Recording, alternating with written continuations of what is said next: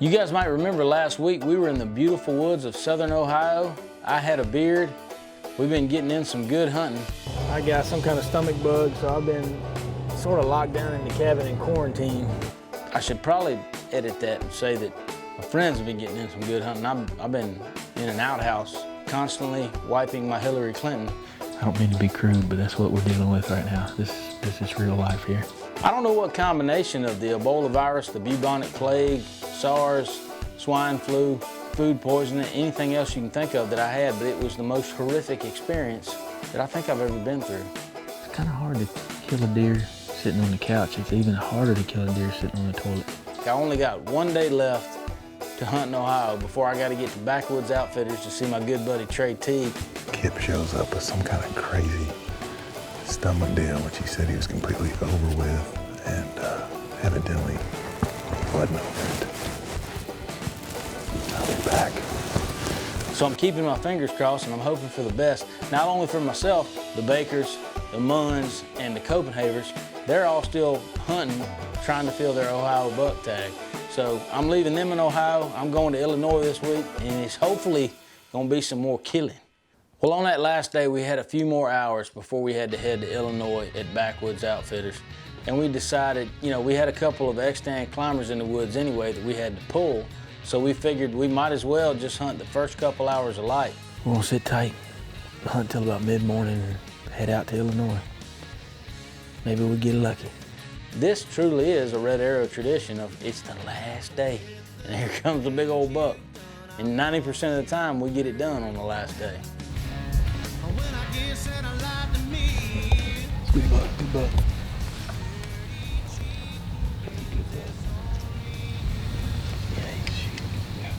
This was not one of those last days.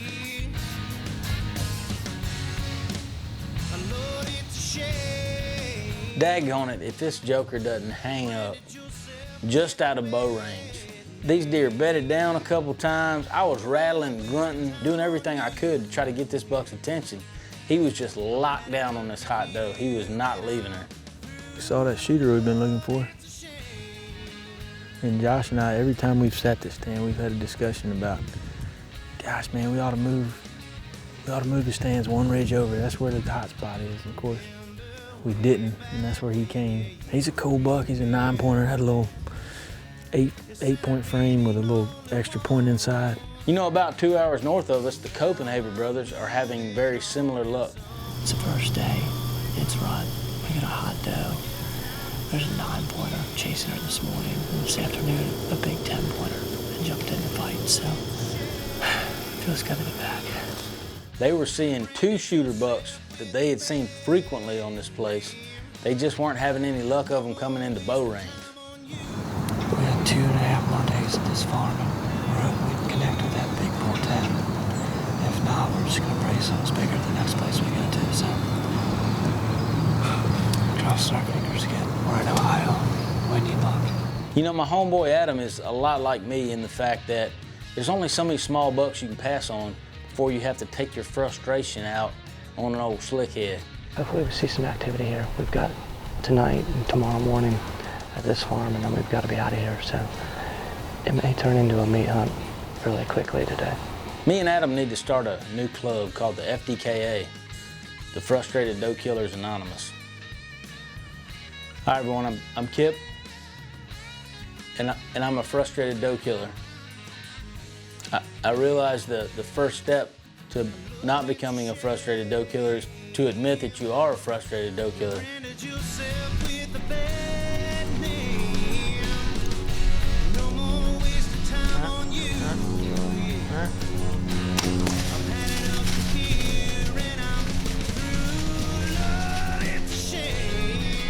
Well, the good thing about being twins is your stuff's interchangeable, right? I mean, these boys switched bow and camera, and old Ben shot one from the cameraman stand.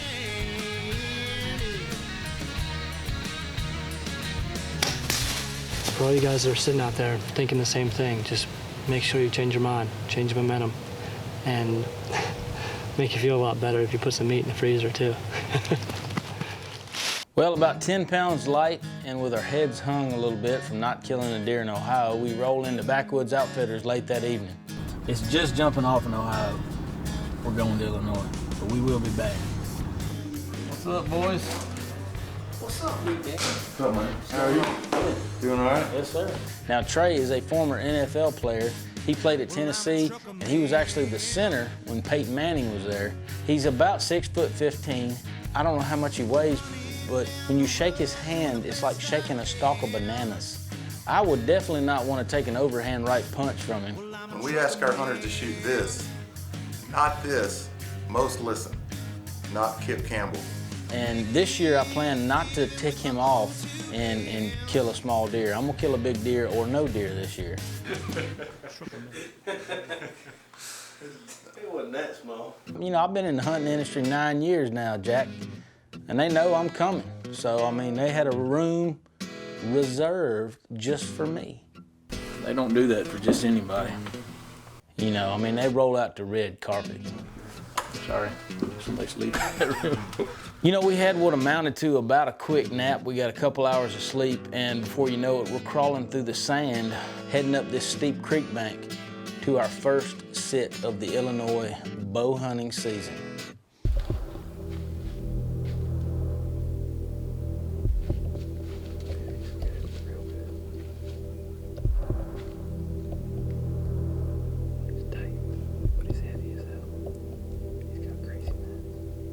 This deer comes in, he's got a really cool rack, really tight, but he's got good mass. He's got a split G2, he's got 6 tines on his left beam, and he's got 4 on his right.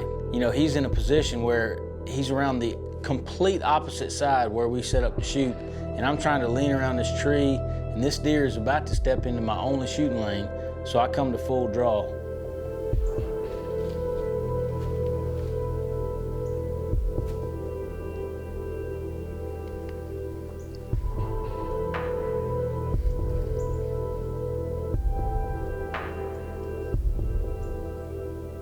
I was just starting to apply attention to the trigger when this sucker turned and went straight up the hill the way we came in.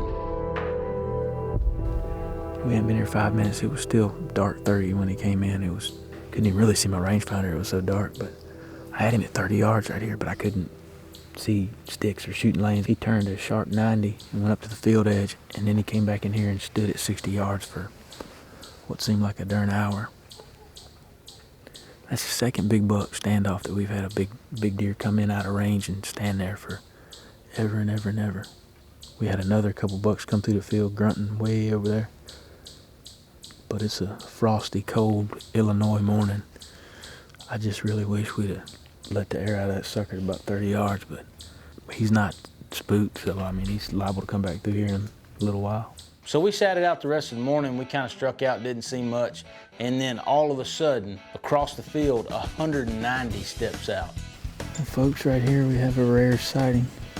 He's a pretty good size one. He's coming through the woods right here. He's gonna pop out in this field. He didn't even see us yet.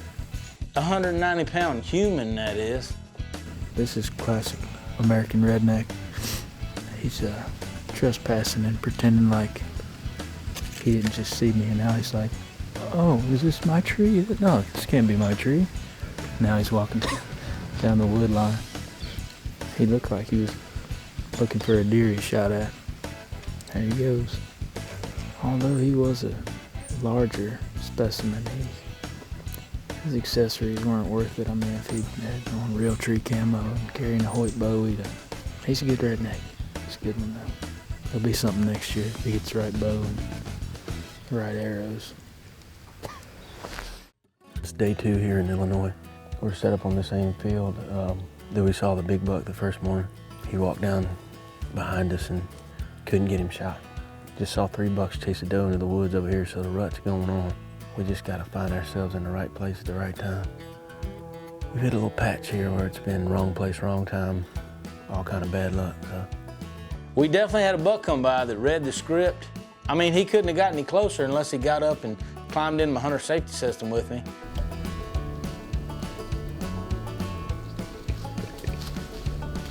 You guys know as well as I do, when you're whitetail hunting, it is really fun to get that close to a deer and watch him, where you can hear the deer breathing, you can see the moisture on his nose.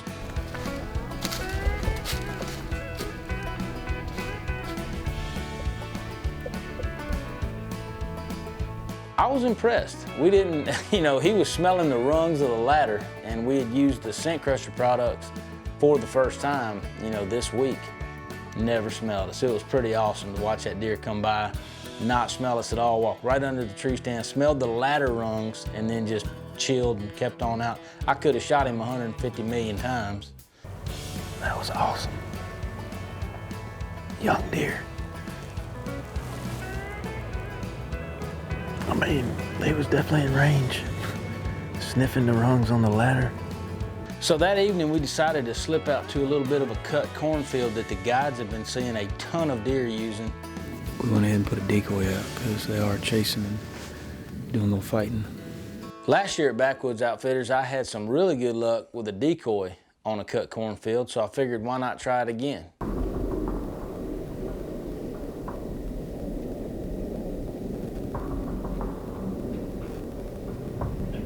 Is he a shooter? I can't see.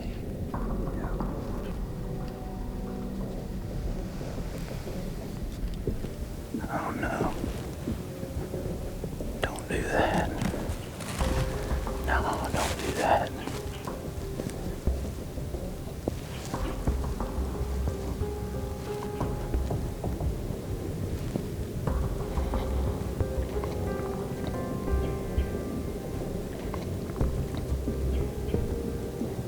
He sees the decoy and starts posturing and stomping. At some point in all this, he doesn't like what he's seeing.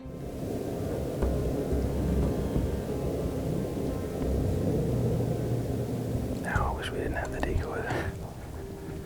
Because that doe would walk right by us right now.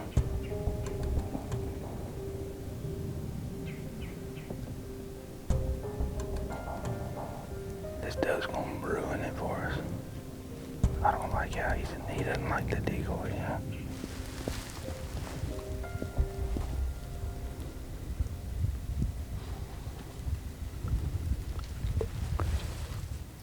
What? The wind is perfect. How did he spook that bad on that decoy, man? He just didn't like it. I don't understand. He acted like he was posturing. Come in and beat it up at first, you know. I thought we had him, man.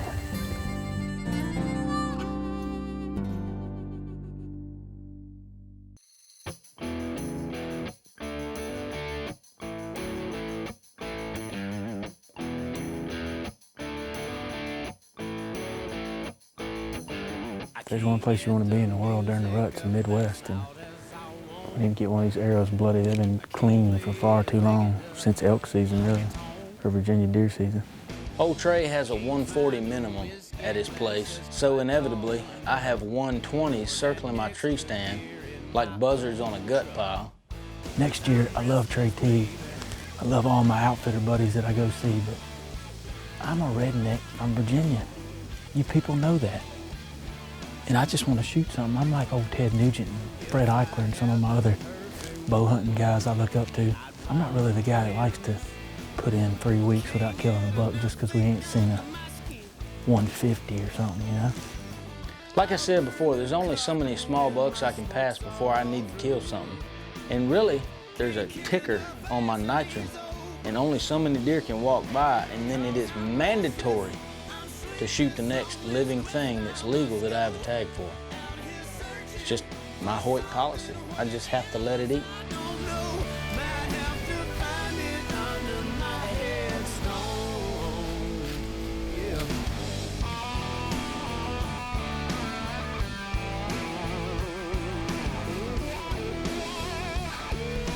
All right, I'll kill her when she clears that tree.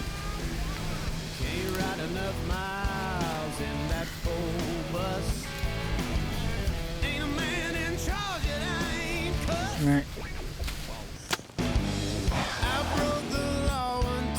Hey man, it might not be old monster buck, but a doe will do sometimes when you gotta break a little ice.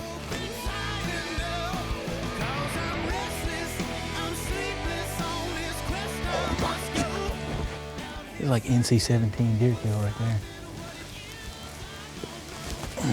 I never get over these Midwest does, how big these things. These are big as like 5-year-old Virginia bucks.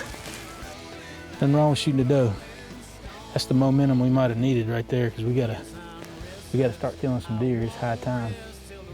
Problem now, ladies and gentlemen, is getting her out of here. We gotta walk up this bluff. I think I'm gonna take a page out of my buddies, the Kiwis, when we hunted in New Zealand, make a backpack out of her real quick. Get her up there that way. Hard part's getting to your feet with these big does like this. And we're out. Hey, Dad. Had a really good time at school today. That's how we do it in New Zealand. That hill was a hike, man. I didn't want to drag her out all the way, so we packed her out. Easy does it. Don't let her kick you.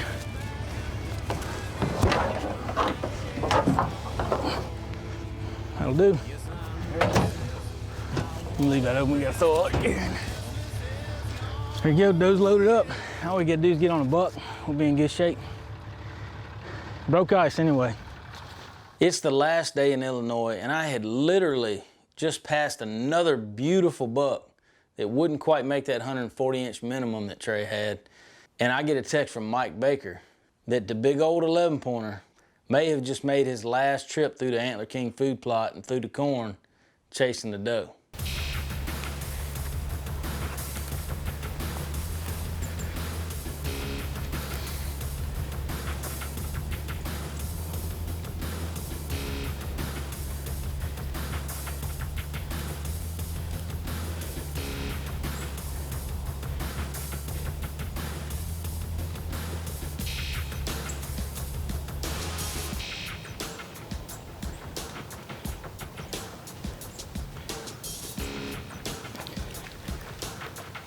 Fit.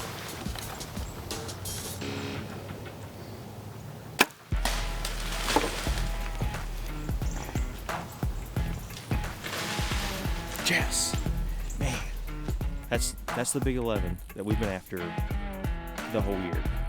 We've got a couple bucks out here, and this is one of them that was on our hit list, and can't wait to get my hands on him. So I'm gonna get down and see what it looks like. What a deer! Golly! To get my hands on this buck, man. This is one of the bucks I was after this year, and he's a good 5-year-old deer, and I'm telling you right now, he's a stud. No doubt self-filming is hard, man, and we got to congratulate Mike on sticking a heck of a deer, man. That 11-point, a deer that I had an encounter with last year, couldn't get a shot off at. Big thanks to everybody that made these 2 hunts possible. My man Trey Teague has got an awesome operation out there. Awesome, Johnny. Got to thank you as well, and everybody else out there that works for Trey. They're just a good bunch of guys. The last thing I'll leave y'all with is a message to the Munn family. After the napalming I gave the outhouse, I'm pretty sure it's been 8 months. It should be pretty safe to go back down to the outhouse and check things out now. I'm ashamed of both myself and just in the show.